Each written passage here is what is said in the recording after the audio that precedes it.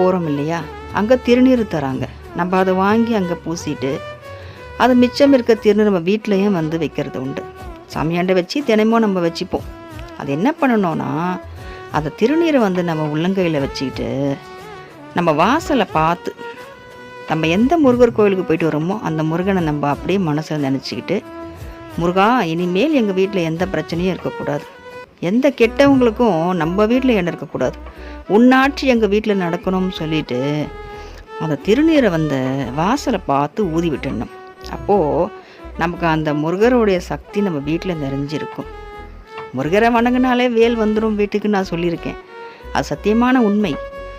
இருந்தாலும் ஏதாவது ஒரு கர்ம வினைகளோ இல்லை யாராவது ஒரு கெட்ட எண்ணத்துலேயோ நமக்கு வந்து இந்த மாதிரி பிரச்சனைகள் இருந்ததுன்னா வேல் வந்து உள்ளே வர்றதுக்கு தடுக்கப்படும்.